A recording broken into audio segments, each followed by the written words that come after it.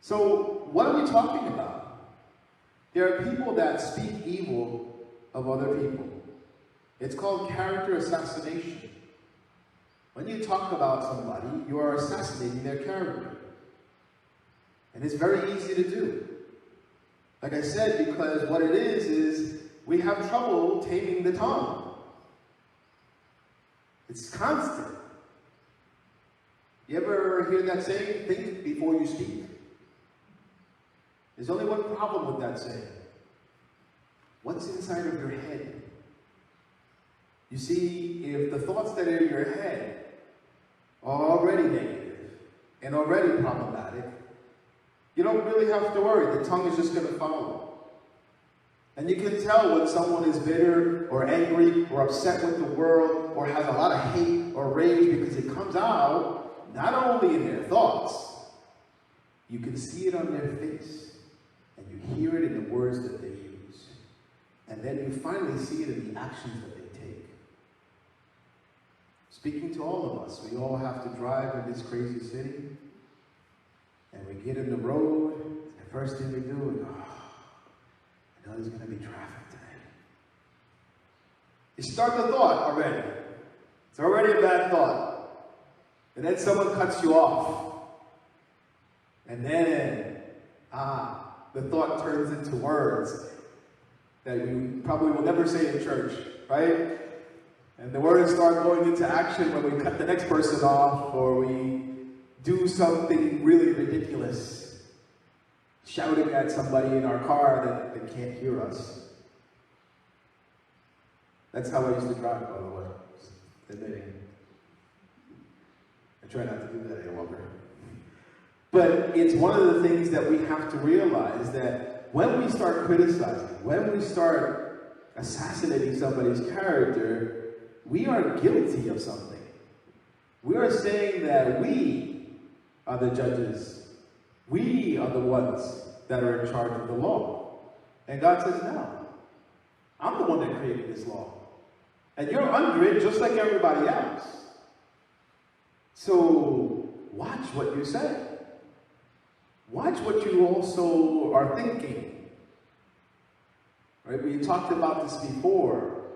Paul was saying what? To be renewed. Why? In your mind. Why? Because the thoughts that come out of your heart, they get into your mind, they come out of your mouth, and then you start taking action. And guess what? By the time you're taking action, it's already too late. It's done. And then you go, oh man, I'm sorry. But sorry doesn't necessarily fix all the things that you've done. So it's difficult for us. Some of us, we don't realize that we have an ego problem. And that's the second part of this, right? In verse 13, he talks about, now listen, you who say tomorrow or today or tomorrow we will go to this city or that city and spend a year there, carry our business and make money. How many of us have goals? I have goals, I have dreams, I have plans. Do any of those goals, dreams, or plans, did you ever consider that God had a different goal, dream, or plan for you?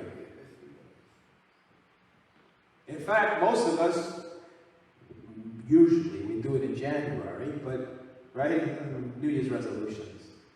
I'm going to do all these wonderful things. I'm going to start a business. I'm going to go get a degree. I'm going to do this and this and this and this and this and this. And if you ever listen to yourself talk and you hear I coming out of your mouth all the time, you've forgotten someone. And the someone that you forgot is the one that woke you up this morning. They gave you the breath of life.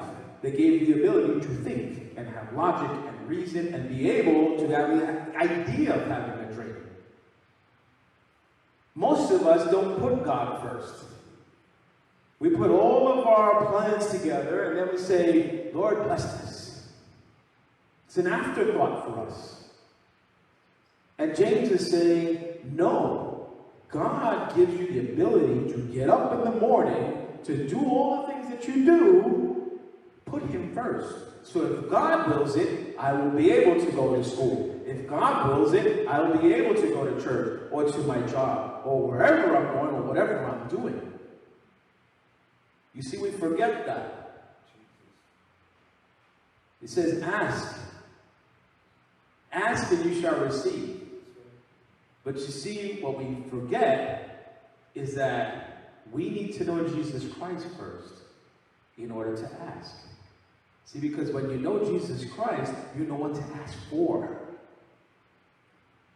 That's the problem.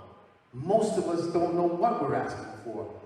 And half the things that we're asking for are probably going to be detrimental to us in the future. Someone asked me that question. There was a question posted one time. Does God always answer prayer? And I thought about it for a while. I said, well, you know what? Yes, he does. And I knew this was kind of a trick question. And they said, well, then why did this happen to me? I prayed and I didn't want this to happen. And, a family member got sick and I was praying and praying. And I said, well, sometimes the answer is no. We don't like the answer. I'm not saying that every answer is great. And sometimes the answer is not right now. Not right now. You're not ready for that. But he does answer the prayer. And sometimes it's yes. James is trying to tell us something. Don't start boasting. Don't start getting your ego up there. Don't start getting arrogant about all the plans and things that you want to do and leave God out of the picture. Because God is going to sit back and just smile for a second and go, really? That's what you had in mind? This is what you had in mind? Yeah, well, I have a different plan. You see, Abram, wanted a son, and God gave him a nation.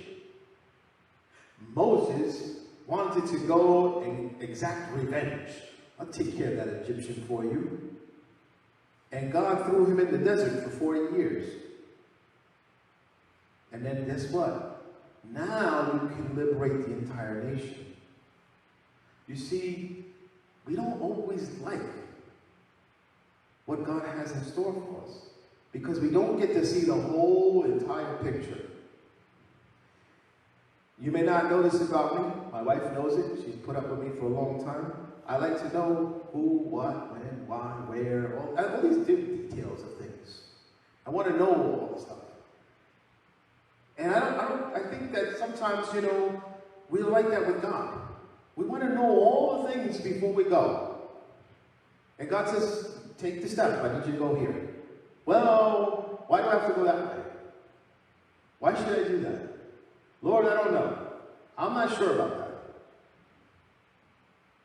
God is not concerned about your weakness. He's not concerned about that. He's not concerned about what your qualifications are, by the way.